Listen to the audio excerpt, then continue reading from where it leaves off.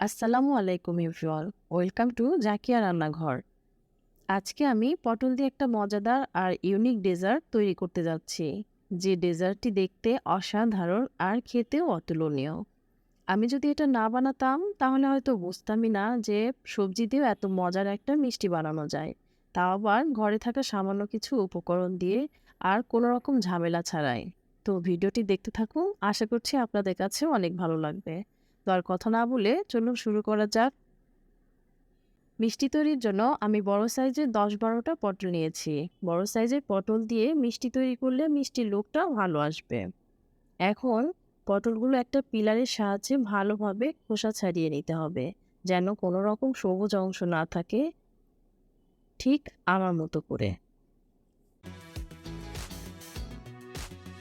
পটল ছেলার পরে অবশিষ্ট যে খোসাগুলো তা অনেকেই ফেলে দেয়। সেগুলো ফেলে না দিয়ে অনেক মজার পটলের খোসা ভর্তা তৈরি করা যায়। সেই ভর্তার রেসিপি যদি আপনারা পেতে চান তাহলে অবশ্যই কমেন্টে জানাবেন। আমি সবগুলো পটল ছেলার পরে ভালোভাবে ধুয়ে নিয়েছি। এখন পটলগুলোর মাঝ বরাবর ছুরি দিয়ে খুব সাবধানে ফেরে নিচ্ছি, এভাবে।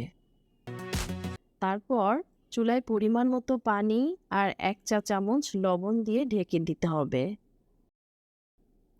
পানি ফুটে উঠলে পটলগুলো পানিতে দিয়ে দিতে হবে।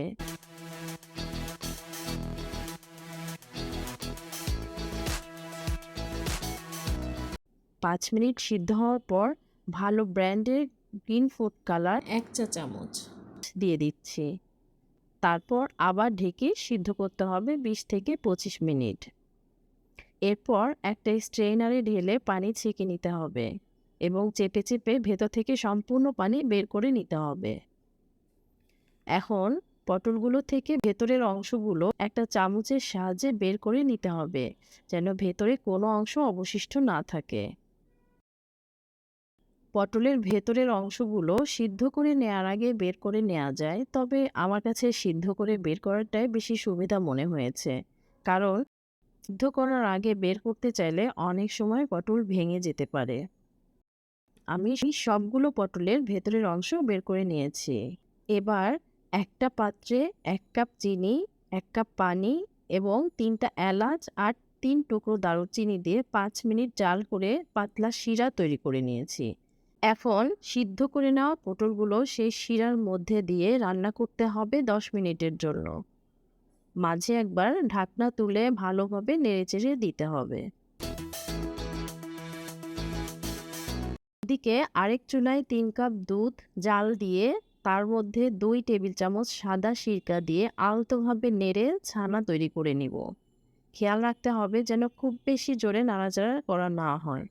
তারপর ছানার পানি ঝরিয়ে পরিষ্কার পানি দিয়ে ধুয়ে নিতে হবে।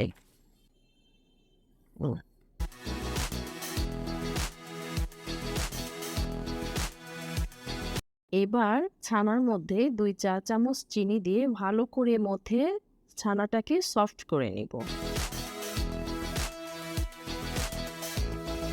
তারপর ২ টেবিল চামচ গুঁড়ো দুধ দিয়ে আবারও মথে নিব ভালো করে।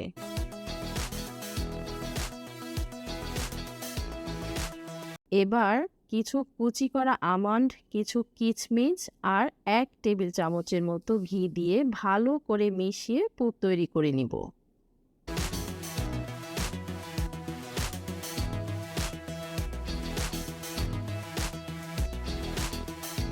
ওদিকে পটলগুলোকে চুলা থেকে নামিয়ে শিরা ঝরিয়ে ঠান্ডা করতে দিতে হবে।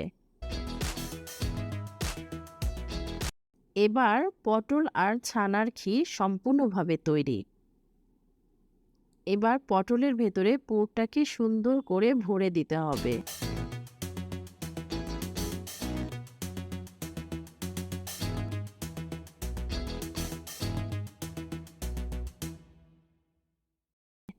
আমি আরও একটা মিষ্টি তৈরি করে দেখাচ্ছি। দেখুন, দেখতে অনেকটা নৌকোর মতো লাগছে।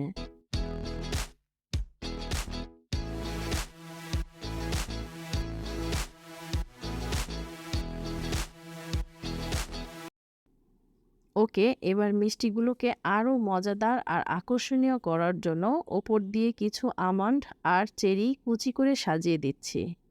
এটা অপশনাল, তবে আপনাদের পছন্দ মতো জিনিস দিয়েও আপনারা সাজাতে পারেন। দেখুন এখন কতটা লোভনীয় লাগছে।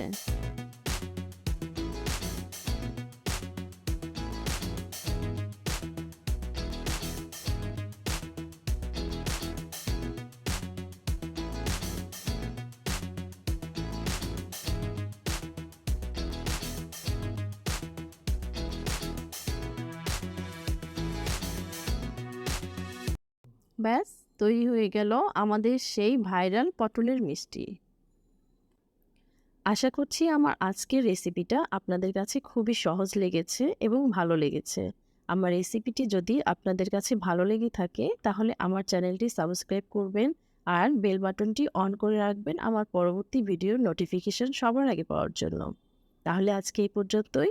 সবাই অনেক বেশি ভালো থাকবেন, সুস্থ থাকবেন। আল্লাহ হাফেজ।